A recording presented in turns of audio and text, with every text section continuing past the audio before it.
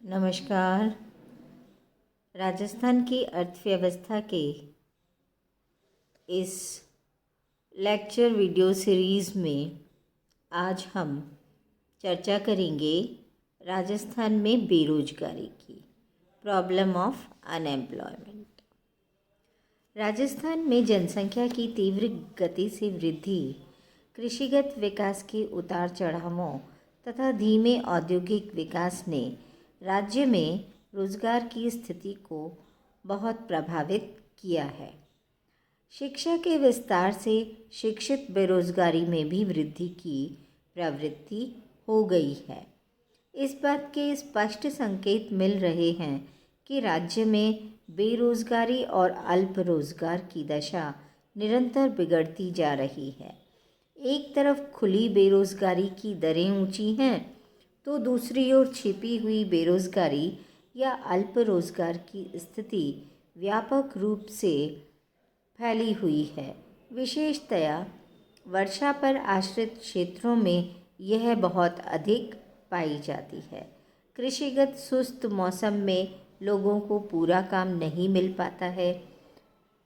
यही नहीं, राज्य में उच्च योग्यता प्राप्त शिक्षित वर्ग के लोग जैसे डॉक्टर्स, इंजीनियर्स, एग्रीकल्चर ग्रेजुएट्स, ये भी अपनी योग्यता व पसंद के मुताबिक काम पाने में कठिनाई महसूस करते हैं।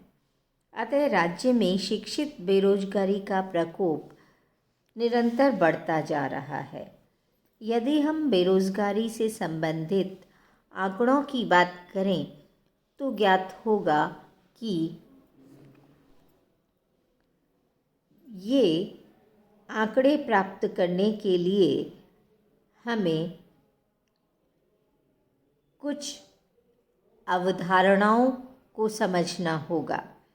बेरोजगारी से संबंधित आंकड़े राष्ट्रीय सैंपल सर्वेक्षण संगठन NSSO के द्वारा प्रत्येक 5 वर्ष में एक बार सर्वेक्षण करके जारी किए जाते हैं। बेरोजगारी से संबद्ध आंकड़े प्राप्त करने के लिए 3 प्रकार की अवधारणाएं NSSO द्वारा उपयोग में लाई जा रही हैं। सबसे पहली अवधारणा सामान्य स्थिति से संबद्ध बेरोजगारी से संबंधित है। सामान्य स्थिति की बेरोजगारी वर्ष भर की बेरोजगारी या दीर्घकालीन बेरोजगारी होती है। वह व्यक्तियों की संख्या के रूप में मापी जाती है। इसके आंकड़े 2 शीर्षकों के अंतर्गत प्रस्तुत किए जाते हैं। एक तो सामान्यतया मुख्य स्टेटस के अनुसार अनएम्प्लॉयड इन प्रिंसिपल स्टेटस, और दूसरे होते हैं सामान्य स्टेटस के रूप में यूजुअल स्टेटस एडजस्टेड। आपको जहाँ पर UPS लिखा हुआ मिलेगा और US लिखा हुआ मिलेगा, तो इसका अर्थ होगा कि UPS अर्थात सामान्यतया मुख्य स्टेटस के आंकड़े हैं और US अर्थात यह सामान्य स्टेटस के आंकड़े हैं।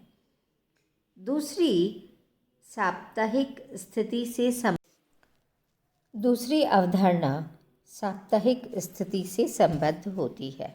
इसके अनुसार काम की स्थिति पिछले 7 दिनों की अवधि के संदर्भ में देखी जाती है।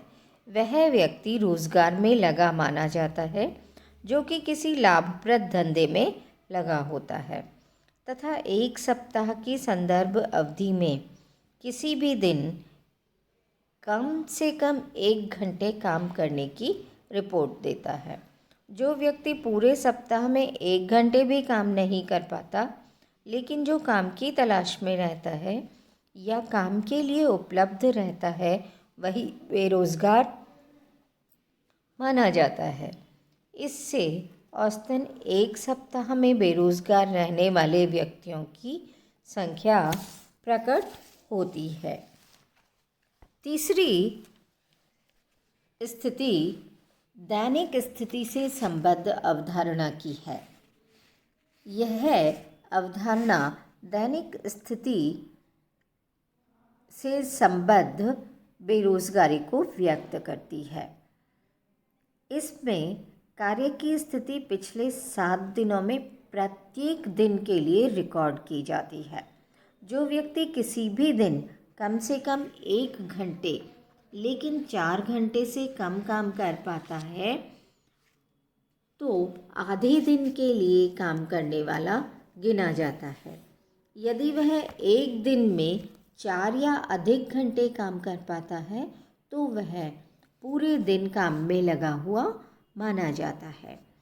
इसमें सर्वेक्षण वर्ष में औसतन एक दिन में बेरोजगार व्यक्ति दिवसों की संख्या प्रकट होती है। यही अवधारणा बेरोजगारी की सबसे अधिक व्यापक दर को सूचित करती है।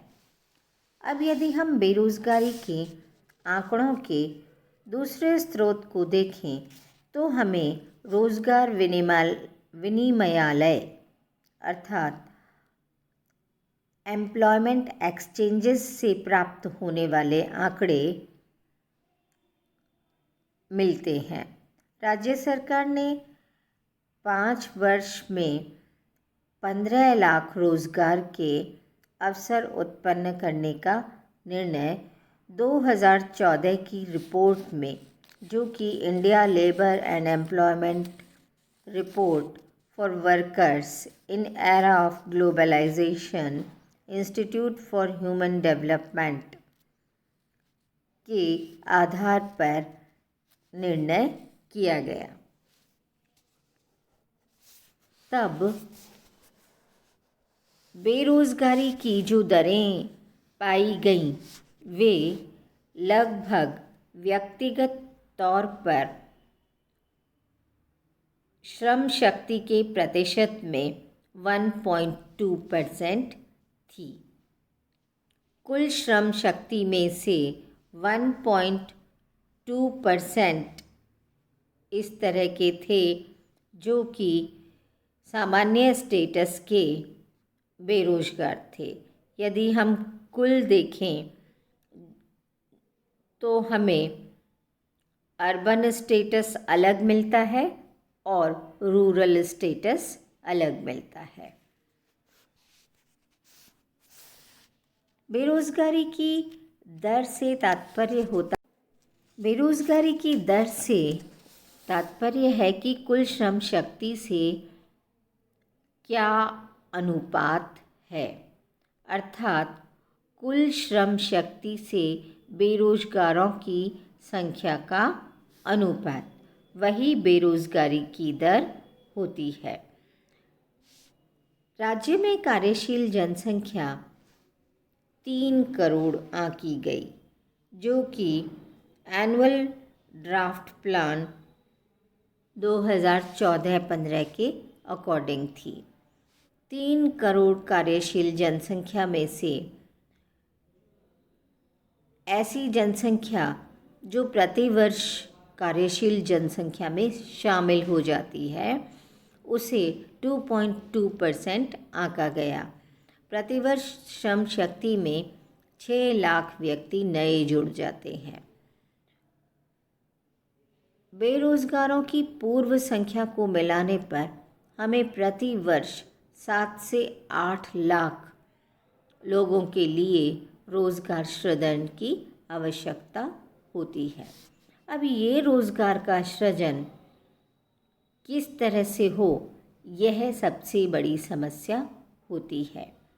राज्य में बेरोजगारी की समस्या खुली बेरोजगारी से ही नहीं है, बल्कि अल्प रोजगार या अर्ध रोजगार की स्थिति ज़्यादा देखने को मिलती है। राज्य में मौसमी बेरोजगारी सबसे अधिक व्यापक है। राज्य में कृषि के वर्षा पर आश्रित होने के कारण एक फसल की खेती ज़्यादा पाई जाती है। आज भी लगभग 60% कृषिगत क्षेत्र असिंचित पाया जाता है। खरीफ की फसल के बाद लोगों के पास काम बहुत कम रह जाता है, इसलिए वे अतिरिक्त काम की तलाश में रहते हैं। रबी और खरीफ दोनों फसलों के लिए जितना श्रम उपलब्ध होता है उसका पूरा उपयोग नहीं हो पाता है। इसी प्रकार ग्रामीण दस्तकार भी वर्ष भर पूरा काम नहीं प्राप्त कर पाते हैं और उनकी आमदनी कम पाई जाती है। कई लोग जो काम करते हैं उसकी जगह दूसरा काम भी तलाश करते रहते हैं, अर्थात वे वैकल्पिक कार्यों की तलाश में रहते हैं। राजस्थान में बेरोज़गारी की समस्या बहुत ही व्यापक है। प्रत्येक सरकार के द्वारा कौशल विकास की दिशा में कदम उठाए जाते हैं। निर्माण उद्योगों में रोज़गार अधिक से अधिक विकसित करने के प्रयास किए जाते हैं। राज्य में राष्ट्रीय ग्रामीण रोज़गार गारंटी कार्यक्रम के तहत रोज़गार सृजन के प्रयास किए जा रहे हैं। 12वीं पंचवर्षीय योजना के अंतर्गत रोज़गार सहायता शिविरों का संचालन किया गया।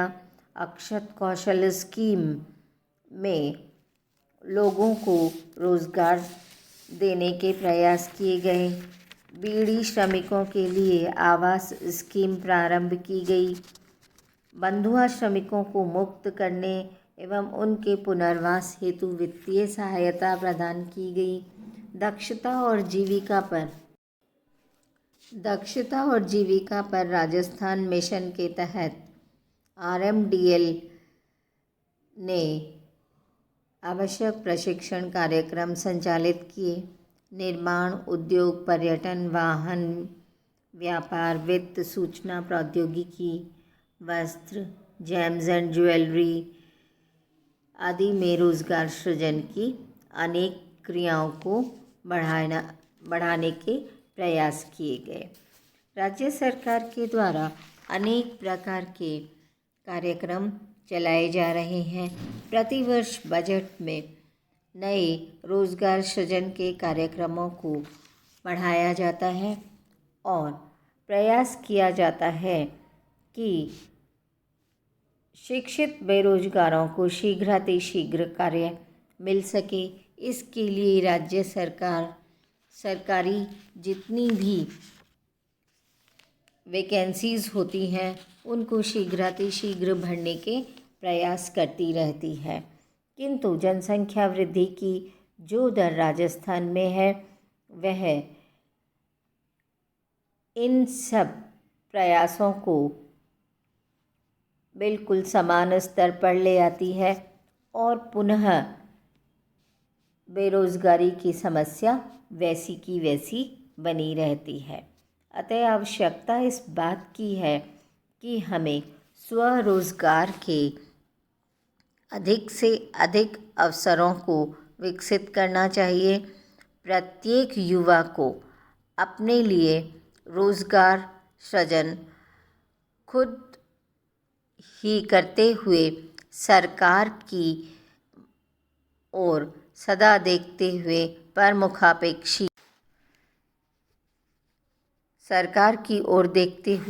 परमुखापेक्षी बनने का प्रयास नहीं करना चाहिए। धन्यवाद।